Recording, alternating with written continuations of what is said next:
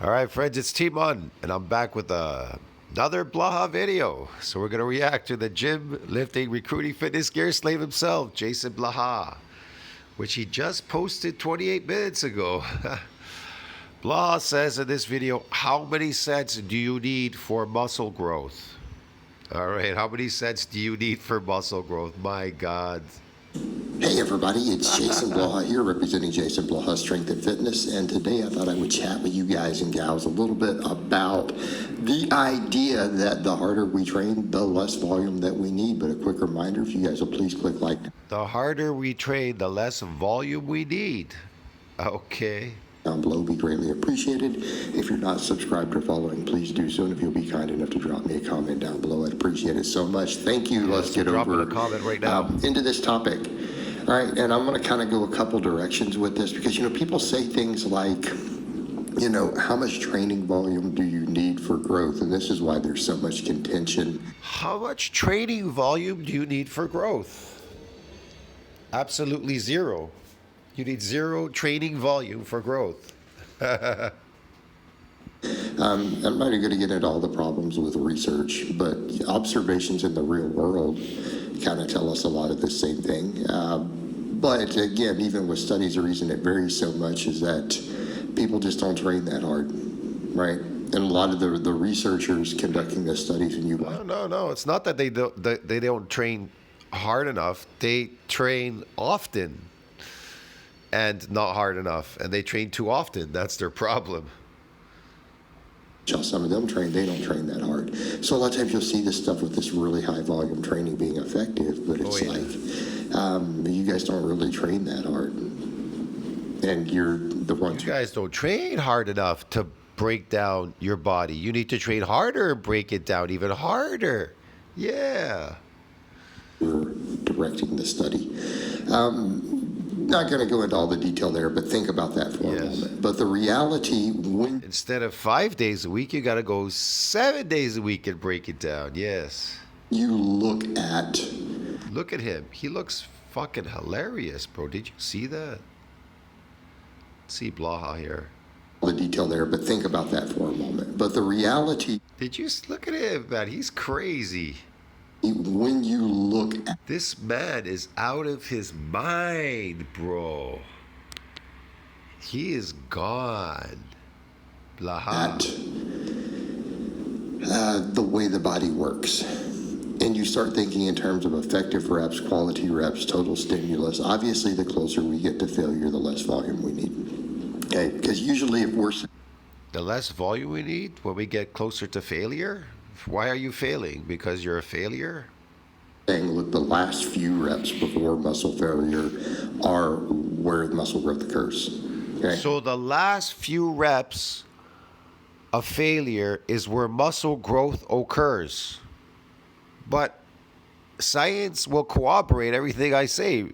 If the rate of protein synthesis does not exceed the rate of breakdown, you will not see any mass no matter what the fuck you do there. No matter how many sets you go to failure or whatever last few sets, you ain't gonna see jack shit. And even if you do go to failure, does that mean automatically that you got some micro tears in your muscles that will cause growth? No. Right? And it's not just about the fibers, in a single muscle. I think people get really too caught up with that because they're only thinking in terms of isolation. Sure. What about with compound movements? I'm going to go somewhere else with that. Okay. What happens is we get closer to failure, even when you look at What about compound movements?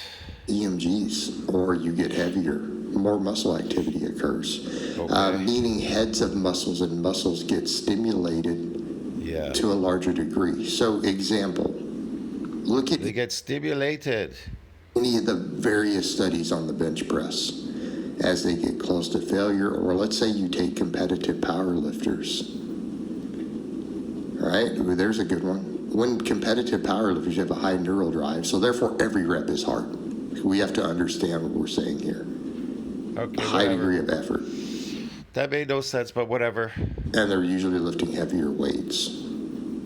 So if your neural drive is high, you're pushing harder all the time with things, right? So again, higher muscle activation. Well, what happens when they look? The bench press is one of the most beautiful, heavily studied exercises we have. When you're looking at novice lifters, Yeah, sure. Weights build a muscle, and your body's gonna build proteins out of thin air, out of air. It's gonna build it. Oh, wait. It's gonna build proteins to build muscle from carbohydrates. The carbohydrates you're eating, yeah. what happens with the bench press? The closer the grip, the more tricep, the wider the grip, the more pec. I know. Your body's gonna build non-contractile proteins. Woohoo! Look at this guy. He's just hilarious, dude. Right? What happens when you look at competitive power lifters? There's no difference. Right? A closed medium and a wide grip have the same muscle activity. People say, well, that can't be. Why? That doesn't make any sense, but it does make sense. Higher neural drive. They're pushing harder. They're lifting heavier weights and they're pushing harder. Oh. Rep for rep. They are, Therefore, there is no longer, hey, this is a chest exercise. Hey, this is a lateral head of the tricep exercise, right? That all goes away. Oh, okay. That completely goes away. All goes It's away. just all of them. But also when we look at those studies on mind-muscle connection, for anyone who remembered when those were done, Oh, mind muscle connection now too. That builds muscles. Yes, I forgot about that one. Yeah. and a lot of the evidence-based people made the same conclusions. You know, they're like, wow. So for mind-muscle connection, if you focused on the chest on the bench press, you got more chest activity. If you focused on the triceps, you got more tricep activity. And if persons did See, you got more activity when you focused on the triceps. You got more activity when you focused on the biceps. You get more activity. Activity. internal Yeah. cueing and they focus on just squeezing the bar hard and pushing as hard as possible, Squeezing the bar hard. How do you squeeze a bar really hard? And getting more activity too. What is he talking about? they got more chest and tricep both. All this stuff goes away when you actually train hard. And training hard is not, again, it's not just proximity to failure. Training hard. Proximity fail. Okay. Because we're going to go somewhere else. How about the exercises we pick? Yeah. Okay. This is, again, the problem with how many sets. This is the problem This is the problem. with how many sets. Because exercises are not equal. With how many sets? How many sets, bro? Effort is not equal. So that's the difference too. You know, let's think in terms of compound movements because everyone gets too caught up in the isolation end. But you're only working one muscle. When the compounds come Oh, really? into play, how hard you train set to set matters. But let's think about the effective rep thing. So let's say you're going to do 10 reps a week, 10 sets a week for a muscle. Uh-huh. Okay, let's say you're going to do 10 sets a week. All right. If you leave 3 reps in reserve versus if you took them to failure or 0 reps in reserve, and let's say only the last 5 reps produced a meaningful hypertrophic response. Okay, I think that's What do fair. you mean that it produced a meaningful hypertrophic response? What's the response that it produced? Oh, a window for protein breakdown and a window for protein synthesis. Okay. Not saying it's exactly 5, but let's just say, because we don't know really what it is. It's a nice theory. It's never been proven. But the question is this: did you create any micro tears? Did you create any micro tears, or is this just protein turnover, breakdown, and protein synthesis 24 hours, bro? What the hell?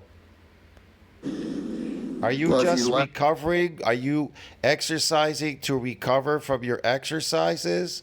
Or are you going to the gym to cause micro tears and then going somewhere exceeding protein breakdown? Get it? It's protein synthesis. The rate exceeds breakdown. Are you going somewhere to eat astronomically large amounts of protein? That is the question, really, you have to ask yourself. Duh. 3 reps in reserve, you only got 2 effective reps. Let's say you left 2 reps in reserve, Okay. roughly. Okay? What about 2 reps in reserve? What is that going to do exactly? That's 30 effective reps, Yeah? right? 3 effective reps times 10. But if you went to failure, Okay. all right, see where we're about to go. Yeah, but if I go to failure, see where I'm about to go. Yeah, where you about to go, blah. If you went to failure, Yeah? you got 50. If I went to failure, I got 50? From the same number of sets. Are they equal? No. It's almost double the effective volume for the same number of sets. So how many sets do you need? Well, how hard are you training? I don't And then know. let's take it another way. People really How hard am I training? think exercises are equal, right? What happens when instead of just doing nothing but small movements, because I mean, I isolate biceps right now, of course. Instead of just small movements, what happens when it's big movements, really big movements? Do you not think you're going to get more hypertrophy through the body from a deadlift or a pull-up than you are just a lat pull-down? Or the same thing, let's talk hamstrings. Anybody out there think you can't build massive hamstrings off your No, I'm not going to unless I get any micro tears. What is this? You're going to get massive what? just a conventional deadlift? Okay. What- Did anybody what- actually Hold on a second. What do you say? lat pull down? Or the same thing, let's talk hamstrings. Anybody out there think you can't build massive hamstrings off just a conventional deadlift? Conventional deadlift, you could build massive hamstrings. No, you can't build any massive hamstrings doing a conventional deadlift if protein synthesis does not exceed breakdown. And there are no micro tears in the muscle. Duh.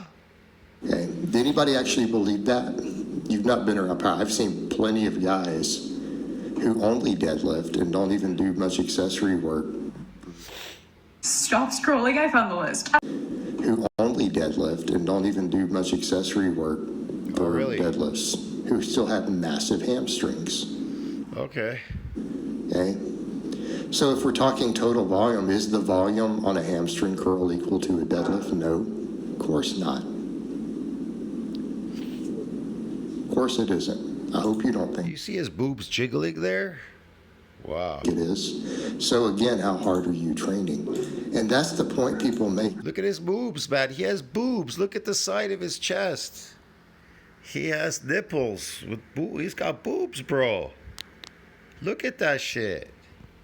Blah's got boobs, man. You know, they'll bring up this stuff with the stimulus to fatigue. Holy, did you They'll see bring this nonsense Did you up. see when it shook? Look at that. Oh my God. The problem is the deadlift works everything.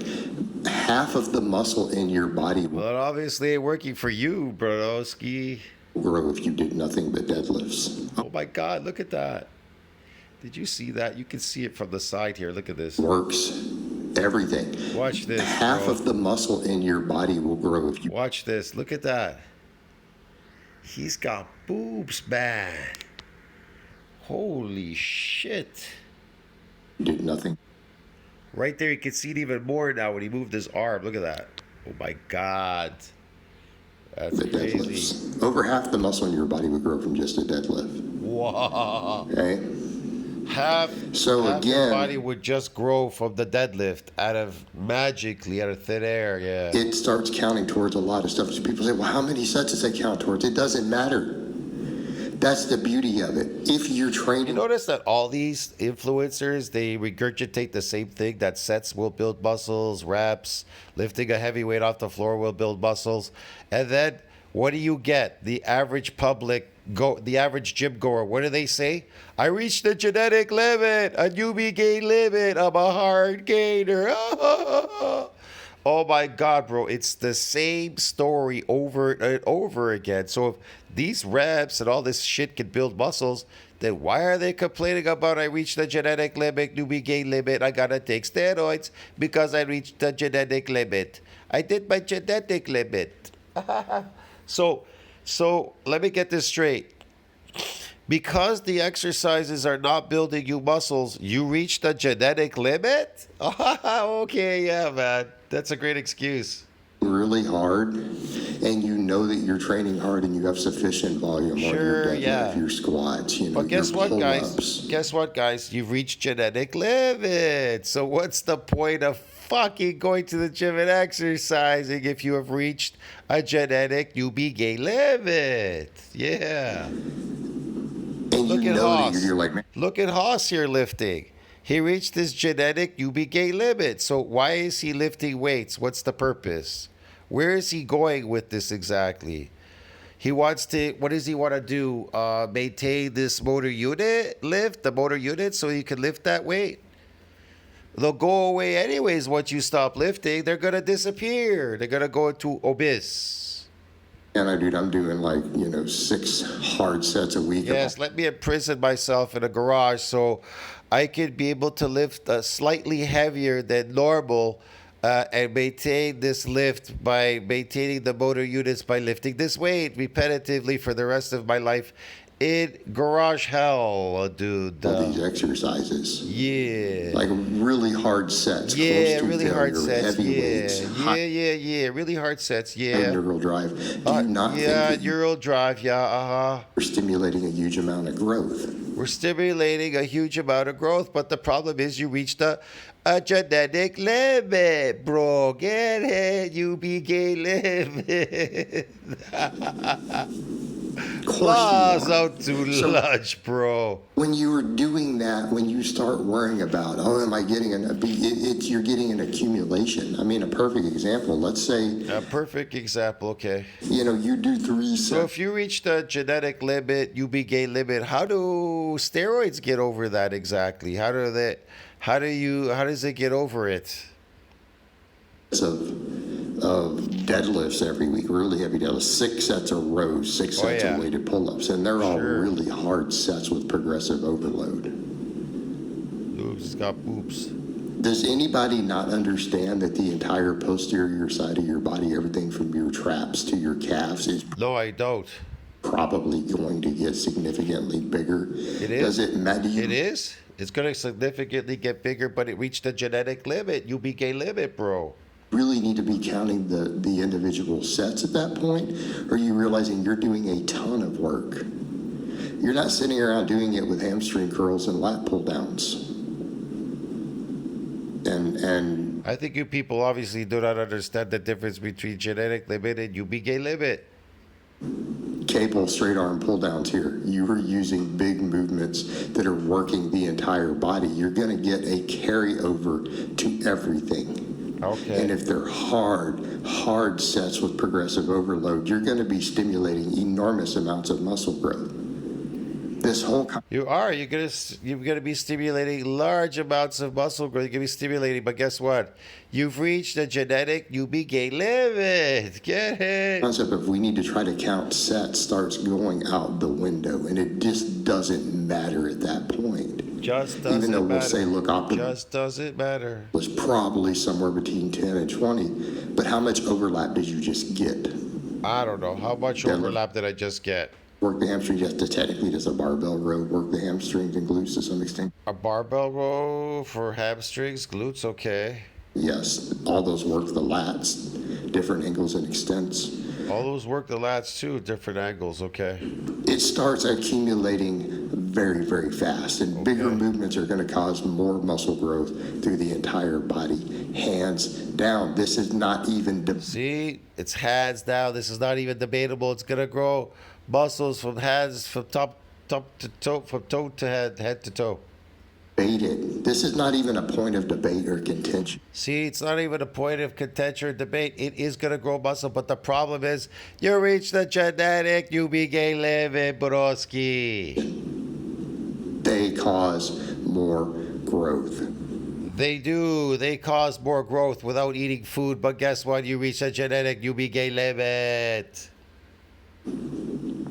Full stop. And everybody You understands. want to know why you reached it? Because your protein synthesis is no longer exceeding breakdown. It only happens the first time when you come in the gym because your body was unaccustomed to the exercise. Unaccustomed, eccentric, a unique feature of eccentric exercise is that untrained subjects become stiff and sore the next day due to what? Muscle damage. Shit. understands this and knows this. So again, the concept of how much volume do you need, how hard do you train? Yeah, sure. See how hard you That train? 99. It's all about how hard you train and all that, yeah. Okay, whatever. See you in the next one, friends. More ridiculous shit by Blaha.